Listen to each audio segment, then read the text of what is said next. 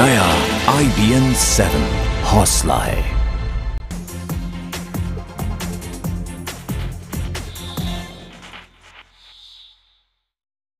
एक साल मोदी सरकार, आप हमारी ये खास सीरीज देख रहे हैं। 12 महीने के 12 फैसलों को हम आपके सामने लेकर आ रहे हैं। आज बात करेंगे सरकार के उस बड़े फैसले की, उस बड़ी कामयाबी की, जिसको लेकर प्रधानमंत्री ने देश में एक जागरूकता लाने का काम किया। जी हाँ, मेरा इशारा साफ है, स्वच्छ भारत अभियान की तरफ। ये सच है कि स्वच्छ भारत अभियान देश की बहुत बड़ी ज़रूरत है, लेकिन एक सच ये भी है कि मोदी सरकार एक साल में 50 लाख शौचालय बनाने का दावा कर रही है, जबकि आज भी देश में 60 करोड़ लोग शौचालयों का इस्तेमाल नहीं करते हैं। ऐसे में 2019 तक, यानी इस सरकार के कार्यकाल तक बीते अगले 4 सालों में क्या ये मिशन पूरा हो सकता है? ये वाकई में सोचने वाली बात है।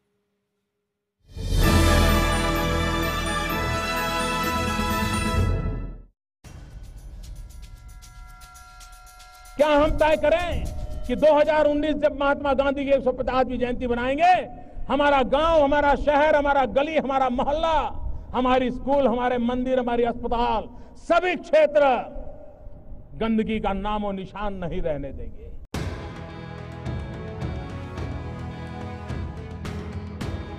ये सपना तो देश बरसों से देख रहा था, लेकिन उसे अभियान की शक्ल पहली बार मिली। लाल किले के मंच से अपनी हुंकार को हकीकत बनाने वाले खुद प्रधानमंत्री नरेंद्र मोदी दिल्ली की सड़कों पर उतर आए और 2 अक्टूबर के दिन दिल्ली के वाल्मीकि सदन में प्रधानमंत्री ने हाथों में झाड़ू लेकर इस अभियान की शुरुआत कर दी।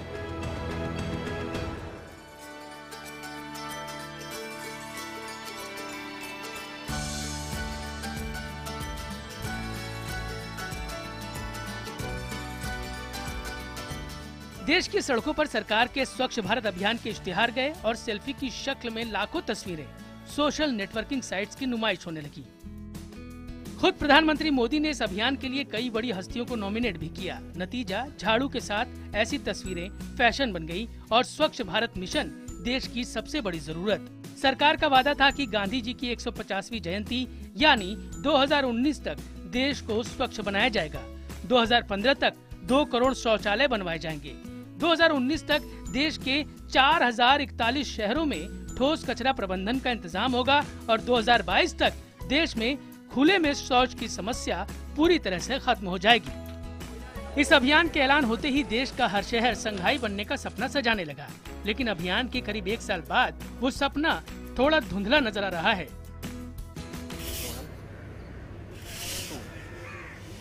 ये झाड़ू और ये जगह देखकर आपको कुछ याद आया? खैर, अगर नहीं भी याद आया तो मैं आपको बता दूं कि यही वो जगह है जहां से प्रधानमंत्री नरेंद्र मोदी ने पिछले साल 2 अक्टूबर को स्वच्छ भारत अभियान की शुरुआत की थी। मेरे पीछे वो मंदिर है जहां पर उन्होंने जाकर आशीर्वाद लिया था, और ये है वो हरिजन बस्ती जहां पर उन्होंने सबसे पहले झाड़ू लगाई थी और देश भर में एक नई आवाज़, एक नया नारा दिया था। वो नारा था साफ भारत का, स्वच्छ भारत का।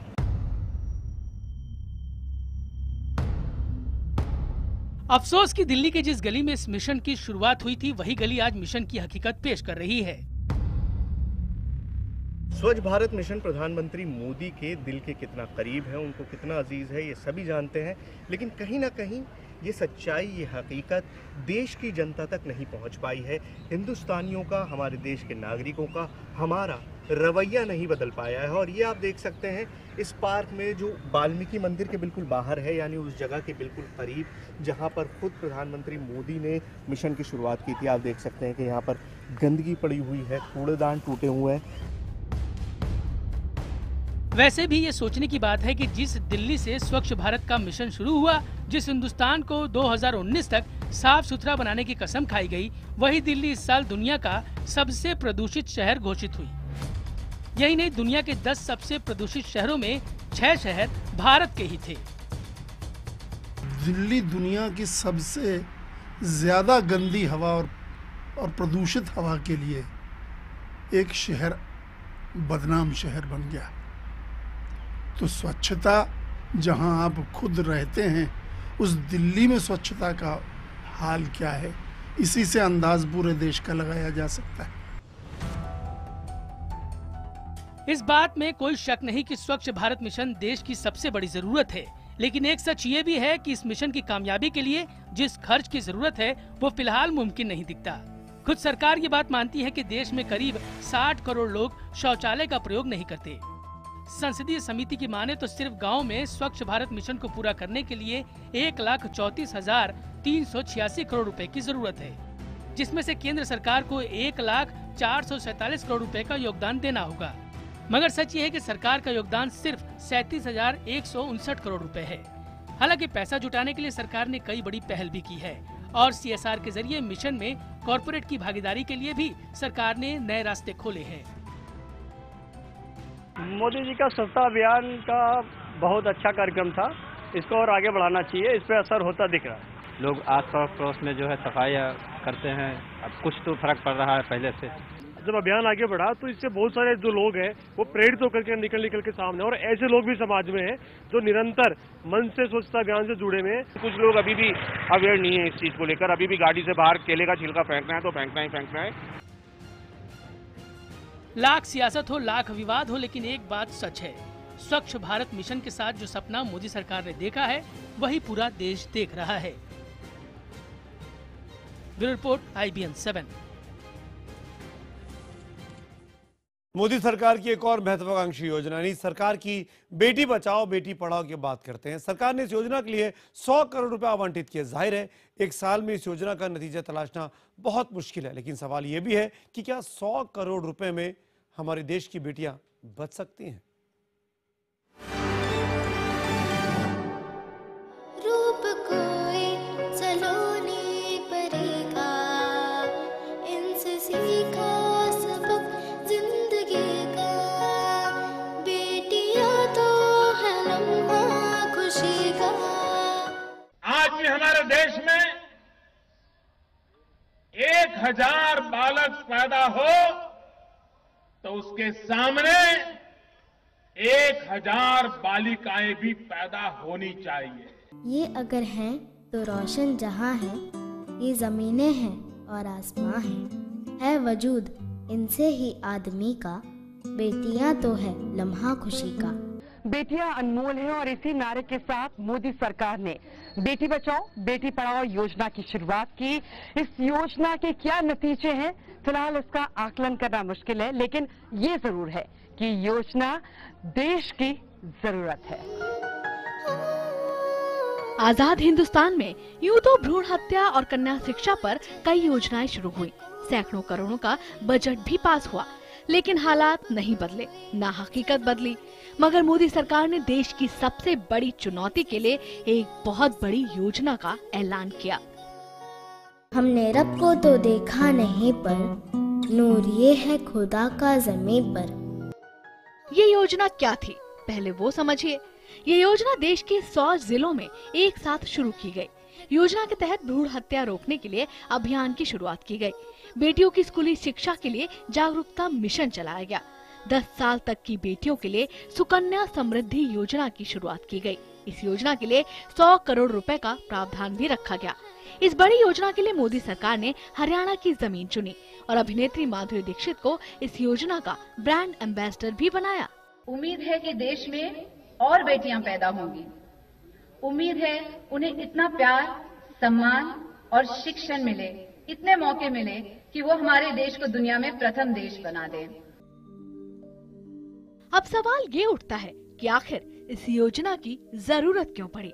क्यों मोदी सरकार ने इस योजना को मिशन की तरह पेश किया? वजह है देश में लगातार घटता लिंग अनुपात।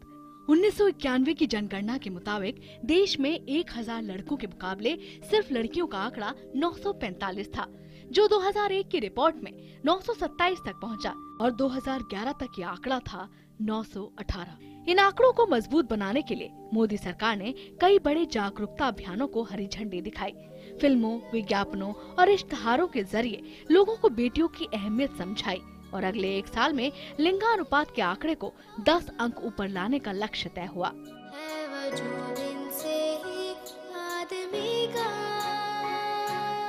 रही बात लड़कियों की शिक्षा की, तो यहाँ भी आंकड़े सरकार के लिए परेशान करने वाले थे। 2013 के आंकड़ों के मुताबिक 10वीं क्लास तक लड़कियों की साक्षरता दर सिर्फ 76% थी, लेकिन मोदी सरकार एक साल में इसे 79% लाना चाहती है। हमारी सरकार ने कोशिश किया है कि हम अपने देश में ये जो लड़कियों के लिए समस्याएं आ रही हैं उसका समाधान हो। दस्तावेजों, इश्तहारों और टीवी विज्ञापनों में तो ये योजना कामयाब नजर आई, लेकिन जमीन की हकीकत कुछ और है।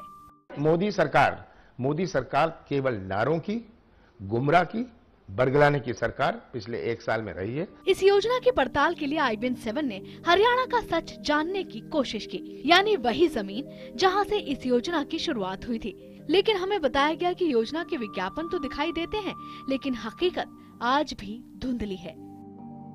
एक साल हो गया, कोई इम्प्रूवमेंट नहीं हुई है, बस ऐसे ही चल रहा है नॉर्मल। कुछ उन्होंने मतलब किया तो है नहीं अभी तक, क्योंकि लड़कियों को सुविधा नहीं मिल रही जो मिलनी चाहिए हमें।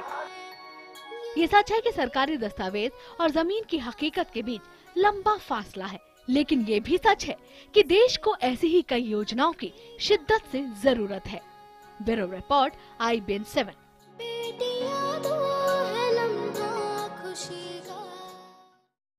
सरकार और जनता के बीच संवाद बेहद जरूरी है। इसी जरूरत को देखते हुए मोदी सरकार ने भी एक नया कार्यक्रम शुरू किया जिसका नाम है मन की बात। मोदी के मन की बात जनता के दिल तक कितनी पहुंची, ये बहुत बड़ा सवाल है, लेकिन एक अंग्रेजी अखबार की रिपोर्ट की माने तो एक दिलचस्प आंकड़ा जरूर सामने आया है।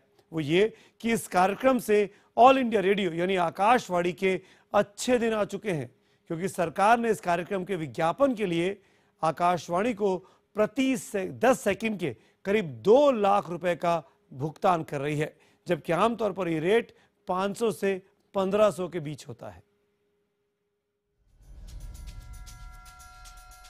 जनता और सरकार के बीच संवाद बेहद जरूरी है और इस जरूरत को मोदी सरकार ने एक नया नाम भी दिया, मन की बात। ये बात सच है कि मन की बात के जरिए प्रधानमंत्री मोदी अपनी बात लोगों के बीच तक पहुंचाने में कामयाब रहे, लेकिन सवाल तब भी यही है कि क्या ये मन की बात लोगों के मन पर दस्तक दे पाई। पूरी सरकार में जागरूकता लाऊं, संवेदना लाऊं, मेरा गांव, मेरा गरीब, मेरा किसान। कहते हैं रेडियो के जरिए जनता से संवाद का ये सिलसिला 1933 में अमेरिकी राष्ट्रपति फ्रैंकलिन डी रूजवेल्ट ने शुरू किया था, लेकिन हिंदुस्तान में संवाद का ये सिलसिला पहली बार शुरू हुआ। मेरे दिल को आपकी बातें छू गई है, मैं जरूर बदलाव के 3 अक्टूबर 2014 को पहली बार प्रधानमंत्री ने मन की बात के जरिए लोगों से सीधा संवाद किया। सरकार को इस पहल के कई मकसद थे। पहला ये कि प्रधानमंत्री लोगों तक सीधे अपनी बात पहुंचा सके, सरकार की नीतियां जनता के बीच पहुंच सके, जनता को सरकार की योजनाओं की जानकारी मिले और मुश्किल वक्त में प्रधानमंत्री लोगों की हिम्मत बढ़ा सके। मन की बात कार्यक्रम ज्यादा से ज्यादा लोगों तक पहुंचे, इसके लिए भी सरकार ने कई पहल शुरू की है। मन की बात कार्यक्रम को स्कूली बच्चों तक पहुंचाया गया, सार्वजनिक स्थानों पर कार्यक्रम आयोजित हुए। मेरे दिल को आपकी बातें छू गई है, मैं जरूर बदलाव के लिए प्रामाणिकता से प्रयास करूंगा। अब तक प्रधानमंत्री 6 बार मन की बात के जरिए जनता के बीच अपनी आवाज पहुंचा चुके हैं। पहला कार्यक्रम 3 अक्टूबर 2014 को प्रसारित हुआ, जिसमें प्रधानमंत्री ने स्वच्छ भारत मिशन, खादी कपड़े और देश में कामयाब मंगल मिशन पर बात की। 2 नवंबर 2014 को प्रधानमंत्री ने साक्षरता मिशन, स्वच्छ भारत अभियान और भारतीय सेना के जवानों पर बात की। 14 दिसंबर 2014 को प्रधानमंत्री नशा मुक्ति के संदेश के साथ जनता के बीच पहुंचे। 27 जनवरी 2015 को प्रधानमंत्री ने अमेरिकी राष्ट्रपति बराक ओबामा के साथ दोनों देशों के रिश्तों पर बात की। 22 फरवरी 2015 को परीक्षा से पहले छात्रों को बड़ा पैगाम देने सामने आए, तो 22 मार्च 2015 को किसानों के मुद्दे और भूमि बिल पर संदेश देते सुनाई दिए। हम चाहते हैं कि जनता की ये सकारात्मक सहभागिता जो माननीय प्रधानमंत्री जी के नेतृत्व में शुरू हुई है, ये ज्यादा मजबूत हो। अब सवाल ये है कि आखिर मन की बात कार्यक्रम कितने लोगों तक पहुंचा। सरकारी आंकड़ों की माने तो मन की बात का पहला कार्यक्रम देश की 90% जनता तक पहुंचाया गया। देश के 6 बड़े शहरों में हुए सर्वे के मुताबिक 66.7% लोगों ने मोदी का कार्यक्रम सुना था। प्रधानमंत्री होने की हैसियत से उनको सुविधा है, रेडियो टेलीविजन का इस्तेमाल करते हैं, लेकिन उसका कोई असर जमीन पे नजर नहीं आता। प्रधानमंत्री की ये पहल कितनी कामयाब रही, इस पर जनता की अलग अलग राय है। कुछ लोग इस पहल को सरकार की कामयाबी बता रहे हैं। कोशिश करूँगा। तो प्रधानमंत्री की जो बात मैं हमेशा सुनता हूँ और बहुत अच्छी बात लगती है उनकी। तो उसमें जो देश के लिए अच्छी अच्छी बातें की जाती हैं, जनता के लिए कैसा अच्छा मैसेज दिया जाता है, वो बहुत अच्छा है। तो कुछ ऐसे भी हैं जो इस पहल को असरदार नहीं मानते। बातें तो उनकी ठीक लगती है, पर उन बातों का कोई फायदा नजर नहीं आता। कम्युनिकेशन 2 पे होना चाहिए, 1 वे कम्युनिकेशन नहीं। मैंने बोला ठीक है, उन्होंने कुछ एक्टिवेशन नहीं किया, कुछ एक्शन नहीं लिया, that is the most important. वैसे ये बात तो सच है कि सरकार और जनता के बीच ये संवाद भी जरूरी है, लेकिन सवाल ये भी है कि क्या सिर्फ एक तरफे संवाद से ही समस्या सुलझ जाएगी? Bureau report, IBN 7। और अब मोदी सरकार के 12 फैसलों में से एक और बात, नीति आयोग के गठन की। योजना आयोग की जगह नीति आयोग बनाया गया। एक साल में इस फैसले का नतीजा नहीं निकल सकता कि यह कैसा फैसला था, लेकिन एक सवाल तो आपके जहन में आ रहा होगा, क्या आखिर इस फैसले की जरूरत क्यों पड़ी और क्या योजना आयोग के नीति आयोग बन जाने से वाकई में बदलाव आएगा? क्रिएटिव थिंकिंग के साथ राज्य सरकारों को ताकतवर बनाना, संघीय ढांचे को ताकतवर बनाना, ऐसा नए रूप रंग के साथ, नया शरीर नई आत्मा के साथ एक नए इंस्टीट्यूशन को हम निर्माण करेंगे। करीब 65 साल पुराना योजना आयोग नीति आयोग में बदल गया, यानी national institution for transforming India. यह बदलाव सिर्फ नाम का नहीं था, बल्कि नए नीति आयोग की जिम्मेदारियां भी योजना आयोग से एकदम जुदा हो गई। अब सवाल ये उठता है कि आखिर यह फैसला क्यों लिया गया? योजना आयोग के वजूद पर सवाल इसलिए उठे क्योंकि एक राज्य का कामयाब मॉडल दूसरे राज्य में लागू नहीं हो पाता था। सरकार के मुताबिक योजना आयोग ने आम आदमी के टैक्स का पैसा बचाने के ठोस कदम नहीं उठाए, क्योंकि योजना आयोग में राज्यों को ज्यादा प्रतिनिधित्व नहीं मिला। यह भी कहा गया कि योजना आयोग परियोजनाओं में देरी को नहीं रोक पाया। मोदी सरकार के नीति आयोग की पहली बैठक के साथ ही एक नई तस्वीर देश के सामने आई, जबकि बैठक को टीम इंडिया का नाम दिया गया। ये सवाल आपके जहन में भी होगा, आखिर योजना आयोग और नीति आयोग में फर्क क्या है?